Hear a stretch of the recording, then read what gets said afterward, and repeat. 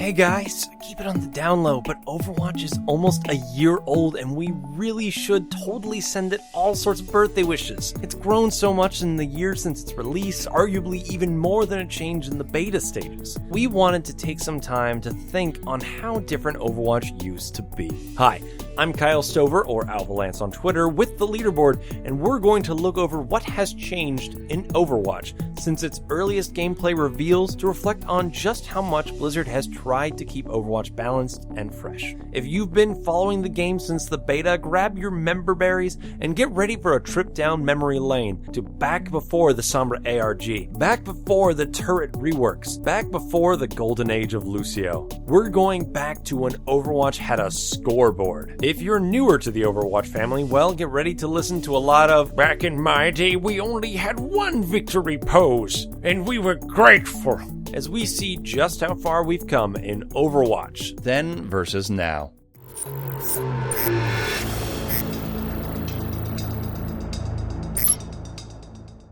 Alpha stage footage of Overwatch gameplay can still be found on Overwatch's official YouTube page, which can give you a glimpse at the initial premise of the game. Back then, we only had 12 released heroes in Tracer, Symetra, Pharah, Hanzo, Reaper, Winston, Torbjorn, Bastion, Mercy, Widowmaker, Zenyatta, and Reinhardt. That's right, no Genji mains to Mack, no Dad 76, and no Gremlins. The game still looked incredibly interesting at the time, but knowing what we know now, the game lacked several key roles, such as an offensive front lineman with Soldier 76, or sustaining heals later given by Lucio. Some things changed that were rather small, like Hanzo was an offense hero until around Gamescom 2014. Torbjorn's armor packs used to give 100 armor, and Winston's Tesla cannon didn't show who it was targeting. Others were rather large changes. Bastion's ultimate no longer was remote mine, but changed to tank mode. Pharah's concussive blast used to deal extra damage to barriers, but was cut due to not being intuitive enough. Ultimates didn't slowly charge like they do now, but were earned 3 ways: dealing damage to heroes, taking damage from enemy heroes, and dealing damage to barriers. Dealing damage to barriers was scrapped before the game even came to beta, but gaining ult charge by absorbing damage was around in the beta for quite some time. The match would end the same way we know now, with a flash of victory or defeat, the hero lineup, and a play of the game.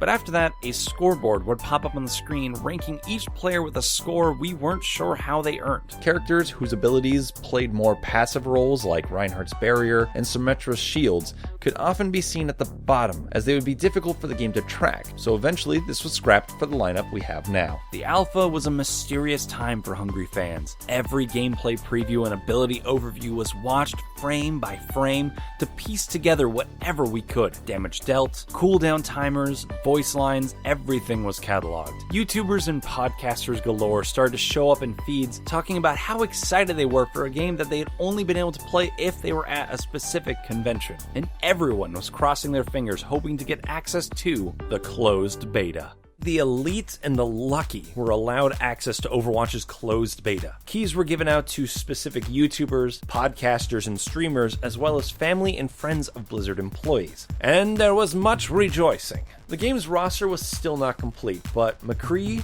Zarya, Soldier 76, Lucio, Junkrat, and Roadhog had come out that year at various conventions. Had yet to be added, though, was the mysterious Green Cyborg Ninja. Come BlizzCon 2015, the last 3 heroes of Overwatch's starting lineup were finally introduced. Genji was finally given a name and revealed to be Hanzo's brother, as many had theorized, as well as Korean superstar d.va had finally become more than just a poster on Hanamura, and our first look at the new Bae, Mei. These 3 changed the game a lot, with them all seeming to counter Bastion, who was an obvious problem in the earlier days of the game. The closed beta was a playground full of happy players trying out a fresh game before all the memes had started to set in. It was also Blizzard's construction site, where they could test things out with their happy fanbase, making as big changes as they wanted, saying, no, just try this out, but it may not go live. Now, folks, it's the time to get out those member berries, as we quickly go over some of the larger changes that came through the patch notes. One of the earliest tests that they did during the closed beta was making it that Mercy's resurrection would not actually resurrect her teammates until the end of her ultimate, which led to many Mercies going behind blocks and trying to hide, so they quickly scrapped it. Back in the early beta days, healing beams could not restore shields, making it so trying to heal Zenyatta and Zarya was pretty much pointless. An early trick for Pharah players was to slide along unwalkable surfaces such as roofs that would give her partial cover while allowing her to fall and regenerate fuel, while also staying aloft in the air. Back in the early days, all heroes had one emote that was automatically unlocked. Later this changed to closer to what we have now with multiple emotes that you could unlock and choose between, but the emote option was grayed out until you unlocked at least one. Later, every hero was given a simple default emote to start. You know how difficult it is to attack point B on Temple of Anubis? Now imagine what that was like when the door to the left had a small wall most characters couldn't go over, and the front door was about half the size it is now. I'm pretty sure I don't need to tell you why that was obviously changed. There was a span of time where aside from Tracer, there were 3 other characters with 150 health. Genji, Lucio, and Junkrat's Riptire. For Genji and Lucio, this was Blizzard's attempt at balancing out how powerful the characters were. Genji's shuriken did massive damage, while Lucio fired projectiles the size of volleyballs at high speeds that dealt pretty solid damage. Lucio was good at support, but a lot of players were using him as a solo artist and an exceptional dueler. Later, Blizzard would bring both characters' health back up to 200 and reduce their damage instead. Junkrat's Riptire used to still explode if it died, but it also had 50 health at the time, so it would die often. Blizzard instead increased its health to 150 and took away the auto detonation, later reducing the health now to the standard 100. Zenyatta's Orb of Harmony and Orb of Discord would attach indefinitely, unless Zenyatta chose a new host for the orb or he died. It was pretty common for flankers like Tracer and Genji to receive an Orb of Harmony and then run off indefinitely with an almost literal pocket healer. It wasn't uncommon for Zenyatas to place their orbs and hide in order for their orbs to have the longest effect possible. This was also back when Zenyatta only had 150 health, so the change was implemented that Zenyatta needed to keep line of sight for connection in order to keep him in the fight. He also still had 150 health for quite some time after that. Mei's ice used to be blue even when it was an enemy ice wall. I'm sure it made sense at the time, but that was confusing. The turrets of Overwatch have probably all of the biggest changes of any hero we've seen in the game. Specifically talking about Bastion, you may have heard the tales of back when Bastion had a forward-facing shield, 1,000 hit points strong, and no exposed core. Well, those aren't legends, my friends. That was Beta Bastion.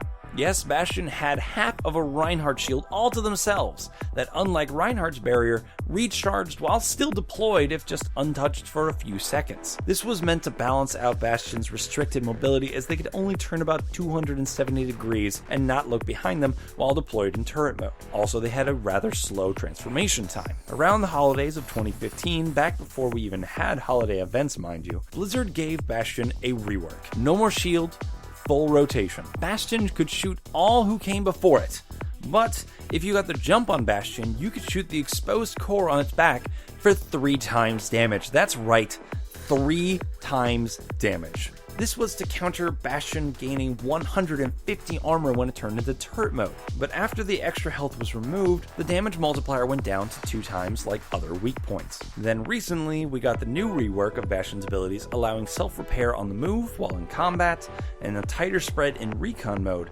and the tweaking of damage reduction in turret and tank mode. Through the bird-loving robot's history, Bastion has always been one hero to feel way overpowered or completely useless rather quickly. Torbjorn.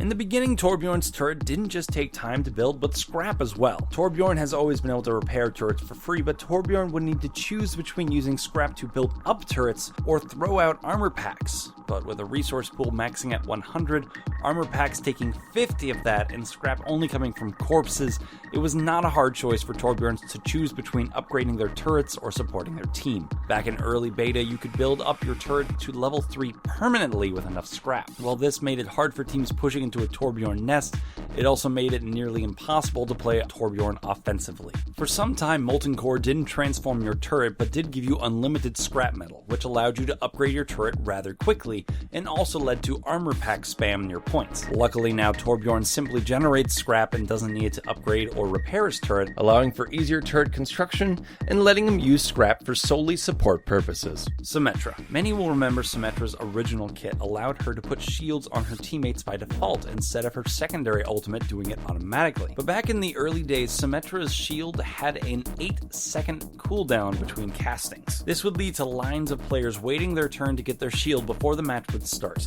Luckily, Blizzard changed this to a 1-second cooldown. Originally, Symetra's shields were 75 health. This was seen as way too powerful, which is funny because now that's her ultimate ability. So they reduced it to 50, but even that was seen as too powerful, so they reduced it once again to 25. But then those were seen as nearly pointless, so they scrapped the ability entirely. Now she has her deployable shield as well as the only secondary ultimate in the game.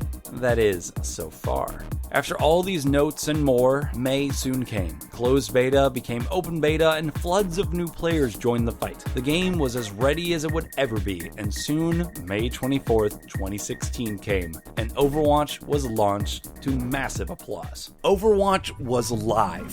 Fans all around the world could finally get their hands on Blizzard's first-person shooter. The game's release broke records, and critics agree Blizzard had hit the mark. But of course, even after release, the game was not quite balanced. McCree's fan the Hammer fired every shot at full damage in rapid-fire succession. With McCree's quick reload for his combat reload, he could let off 2 clips, equating 840 damage in the blink of an eye, making him a must-pick in many situations. Then, in July of 2016, we got our first new hero in the Egyptian sniper Ana, and there was much rejoicing, as well as much confusion. By this point, we had already heard the name Sombra passed around so much that when Ana came out, we assumed that Sombra was Ana and Ana was Sombra, one and the same. Little did we know that we were going to be guessing at Sombra's identity for the next 4 months. Remember back when no hero limits was just the standard? Even competitive mode had no hero limits. Players were calling for some solution, but 1 hero limit kinda scared a lot of players, so we were arguing for 2 hero limits or keep it at no limits at all. Then when it did come out, we all went, oh,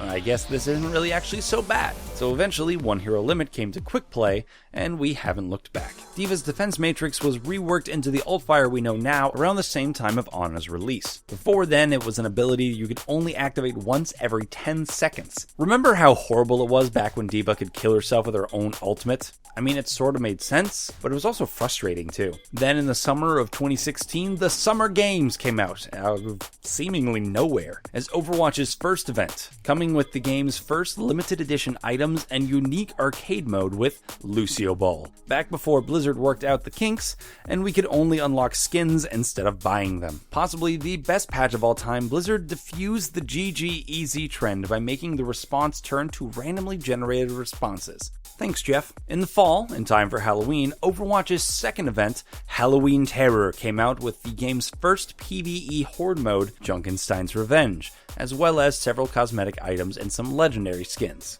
At the time of this video's release, I'm sure many of you will be able to remember the Sombra ARG, but for those of you listening in the future, I'll try to sum it up for you quickly. Blizzard gave us some hidden messages and some clues that some really smart and dedicated players figured out by teaming up in order to get simple messages that didn't really lead to anything, because of course Sombra wasn't going to be released before BlizzCon. Many were upset, but in the end, we got our awesome Mexican hacker after all. Soon after, we had Overwatch's third event, the Winter Wonderland, in time for the holidays, with the arcade mode, May's Snowball Fight, as well as some more legendary awesome skins, cosmetics, and holiday-themed emotes. Sombra finally got her fan-favorite boop line about a month after her release. The first event of 2017 and Overwatch's fourth event, Year of the Rooster, was then celebrated. Many limited edition items came with it, as well as the Capture the Flag game type that so many fans have been asking for. Roadhog's Hook 2.0 was released, cutting down on the amount of physics-defying polls players could rage about. Mercy then finally became able to survive resurrecting her teammates by becoming invincible while activating her ultimate. And then we come to near current day. Overwatch has its newest hero, Arisa, who we all thought was going to be either an 11-year-old girl or Doomfist, or both, and the recent wrap-up of the Uprising event. The meta continues to change and patches continue to roll out with small statistical changes like damage and cooldown tweaks to abilities. But then there's big changes like Junkrat no longer blowing himself up, Reaper reloading when going into Wraith mode, and Lucio's boop being more fearsome. In all of this, one character has remained relatively untouched by patch notes: Tracer. While she has been obviously affected by the general reworks such as ultimate charges, Tracer's damage and cooldowns have avoided reworks for the last 2 years, which in and of itself is Quite a feat. 1 year after its release, Overwatch is still played on a massive scale, with 30 million unique players and the official Overwatch League somewhere around the corner looking to change the face of esports. Blizzard has continued to show that they are listening to their community with no signs of stopping anytime soon. So from all of us here at the Leaderboard, happy birthday, Overwatch, and thank you, Blizzard, for your continued work. May we continue to see patch notes from you squashing bugs that allowed Reaper to shadow step to unintended locations for years to come. Overwatch has changed a lot in the last year, and even more than the year before that, but keep in mind that in 1 year's time from now, the Overwatch we know may look completely different. What do you think we have to look forward to in future patches? Where might Overwatch go from here? Do you wish any of these patches would revert back? Tell us below in the comments. Once again, I'm Kyle Stover, and if you want to talk Overwatch, you can follow me on Twitter at AlphaLance, and you can subscribe to the Leaderboard, where we have tons of videos about Overwatch and some of your favorite series. Be sure to hit that bell icon below to become a member of the notification squad and subscribe to the Leaderboard, where we help you game smarter.